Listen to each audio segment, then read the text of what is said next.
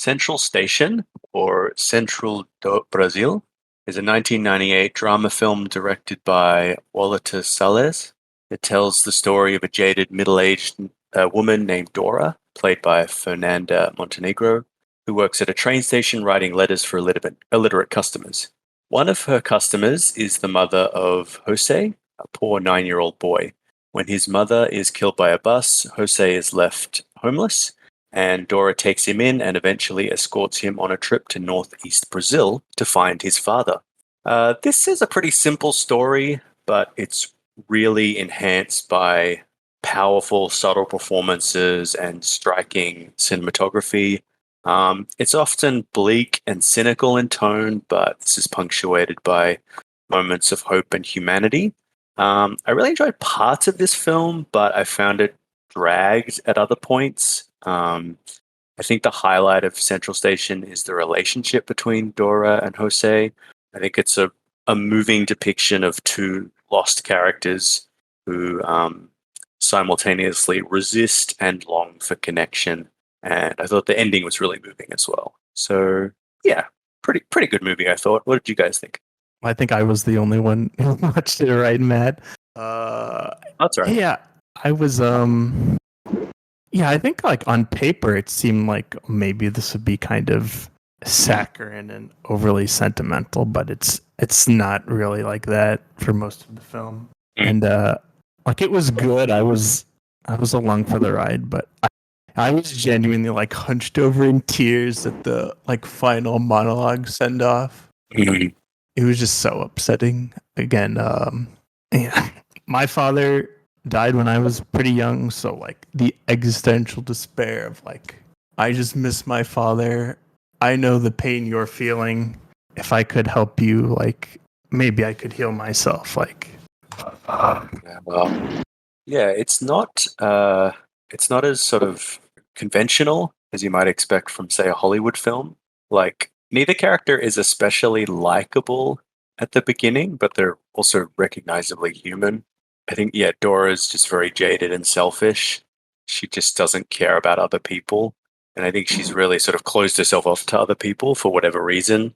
And that just makes her initial response to the kid just like, why are you bothering me? She just doesn't care about her customers. Like in a normal film, you'd expect them to stay together, but they don't. But it's still, I don't know, it's still powerful. Yeah, I don't really know what to say about it. I thought both performances were really strong, and just those moments where they start to connect was really beautiful. Dora telling him about her father and then finally referring to her father at the end is really powerful. And it seems like both of them are just missing someone, and Dora's almost like this person who was missing something, and she recognizes that he's also missing something and trying to, like, even if she can't find that thing for herself, she can try and find it for him. So maybe she sees a bit of herself in him. I don't know. But it was sort of the initial scenes at the train station were really brutal. Like, it showed how callous everyone was to each other. Like, she sees a thief run down the tracks and get shot, and she just, has no choice but to shrug it off. All these homeless people and thieves are just, treated like rubbish. And she sees one of the police officers trying to get rid of Jose after his mother's been killed. So it's like a portrait of a very callous, individualistic society. And even when they're traveling, it just feels like they're strangers for a long time. But it's not until like they're both forced into desperate circumstances that they start to connect. Like, it feels like really when they've lost all their money, they've lost everything. And Jose suggests, why don't we try and make some money writing letters, that they kind of start to click with each other. So yeah, I liked that. I liked seeing the transition from the city to the countryside. That was kind of cool because the first two films we talked about were in Rio de Janeiro, but this one actually goes out into the countryside a bit more. And you see it's quite bleak. There's a lot of hopeless and poor people, and most of them sort of turn to religion or alcohol to kind of like escape. Yeah, I don't know. Like, I didn't love it. Like, I did actually find myself checking my watch, but then other points I'll be like transfixed by the performances. yeah, also, I mean, I'll reiterate what I said like in our chat, that I sort of bemoan that like all of our choices revolved around Rio in various flavors, and it's like, this is like doing a we're doing our American cinema roundtable, and everything's about New York City. Right. Like Brazil is a massive country that contains multitudes, but uh, at least in the context of this one, like the sense I got was that like urban life is just this soul sucking like ennui Mm. where you know you see like a pickpocket executed, and that's just a part of daily life. You go on, and it's like leaving the city is this spiritual cleansing, I guess, which ties into like all the thematics about a pilgrimage, like navigating a sacred space to go elsewhere. Yeah, I don't know if you was it Walter Benjamin. He talks about the flaneur, the sort of the city stroller, and how to make sense of cities, a lot of people would just kind of walk around them and just kind of coat themselves in this armor, where there was just so much going on in a city that you almost had to become detached from it. Otherwise, you'd go crazy. There's just too much Sensory going on. overload. Yeah. Yeah, yeah. So things like execution of a pickpocket or killing of a mother and homeless children, like you can't get invested. Otherwise, you'll go crazy. If you stop and contemplate every homeless person you see in a city, you'll go mad. But that also creates a certain level of callousness and isolation from your own humanity, I think the film shows. Yeah, to quote a a New York rapper I listen to, LP, he's part of Run the Jewels. It's like I stay on my New York shit, mind yourself, continue walking. Like it's just kind of that thing, you just kind of keep out of other people's business sometimes and all that. Yeah, yeah, yeah. I was reading a little bit about Brazilian cinema, and apparently the two main settings for a lot of films are Rio de Janeiro, but also the northeastern backlands, which are called the Sorteio. So these are like the main settings or the main backdrops for a lot of big films. So it makes sense that we've kind of stumbled across these settings in the three films we chose. But it talks, especially Cinema Novo, the sort of 70s and 80s Brazilian films, it talks a lot about the territories of crisis. So the favelas, overpopulated, overrun with crime, and then the northeastern backlands, which are impoverished and barren. So we get sort of both of those bleak places, bleak for different reasons. And it's not like a conventional film where you leave the city and you find hope and redemption and spiritual fulfillment in the countryside. The countryside is very much bleak and hopeless as well in this film. Thankfully, through a series of mistakes and missed opportunities, they find their way to a group of people who can take care of Jose, but they very easily couldn't. Yeah, the landscapes were so striking and beautiful. My like chauvinistic perspective is like Brazil equals urban sprawl and tropical rainforest, and that's it. Yeah. Seeing this like savanna, like drylands, like it looks like something out of a western almost. Yeah, absolutely. Not what you'd expect at all. Yeah. I thought it was also interesting how the movie is kind of like a quest narrative, but they never really reach their destination. And a lot of the places they occupy are these kind of interim points. So the train station, it's not a destination in itself, it's a place between places. And then they're in cars and buses. They're often at truck stops, motels, on the road, at markets. It's all these kind of interim places, these meeting or these crossroads, but they never quite reach their destination. And maybe that, I don't know, that says something about life, that you never really reach somewhere. It's really just about the process or the becoming. I don't know, but I like that. Reading, I don't know if you read this, Duncan, but both the montage at the very beginning of the film and like when they're in Bum Jesus, like transcribing letters, Mm.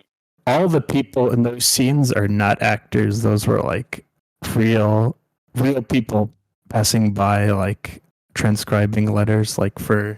Oh, really? Yeah. Wow. It lends this sort of earnest, like verisimilitude, like. Mm. It felt like those people in the country, the non-actors, were given more attention. Like, because the ones at the station, they're often cut. What they were saying was spliced up with other images and other voices, and they were just stimuli amongst other stimuli, but it felt like the camera was very clearly centered on them in the countryside, and it seemed like Dora was more receptive to what they were saying. Felt like Yeah, more like of a it connection there. that reflects her emotional state. Yeah. Yeah, yeah. I'm actually listening to people and it's not just, next, next, next. Yeah, and maybe that's because, like, to me, it felt like because she's actually tasted desperation that a lot of them have felt. She doesn't have a home to go back to. She doesn't have a job. She doesn't have a routine. She can't fall back on that. She has no money. She feels the fear of not knowing what's going to happen that night, of not having a plan. So I think maybe she takes them more seriously, maybe. And you could easily go the other way. It's like, I've got my own problems. I can't take yours on board, but I don't know. She seems a bit more receptive. Like, okay, yeah, I see what you mean. I see if that helps you, then I'll try my best. It is hard though. It's hard to get a read on her. She's very closed. And I think that letter at the end is the closest we get to what she's going through. I had watched Shakespeare in Love like years ago in a Shakespearean film course, Mhm. and I'm like flabbergasted that Montenegro lost to Gwyneth Paltrow. Like, oh my goodness.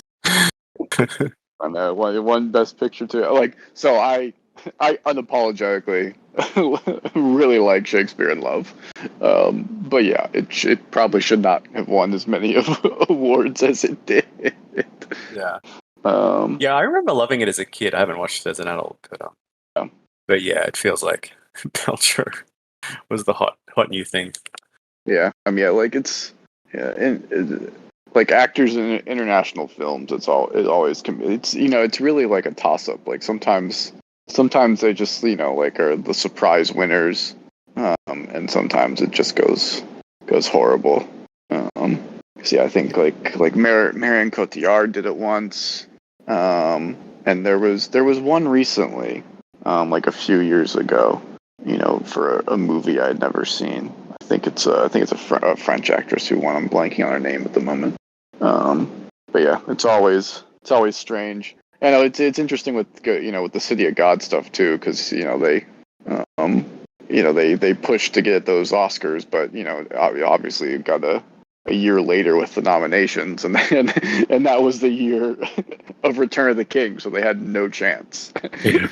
Because Return of the King just got everything basically as an award for all three films like combined.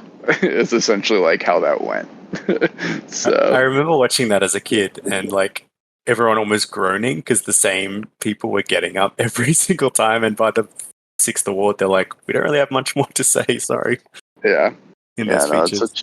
it's such a an interesting like legacy award essentially for all three films. I mean, granted, that's it's also a lot of how the actor categories go like these days. It's not just a performance itself. It's also just kind of like it's like, well, shit, Leo's been nominated like this many times. Like, we need to stop, not Yeah. giving him one. And Stuff like comedians keep pointing out that Scorsese never won an Oscar. We really got to give him one, otherwise that. Right? Yeah. we're not going to be taken seriously anymore.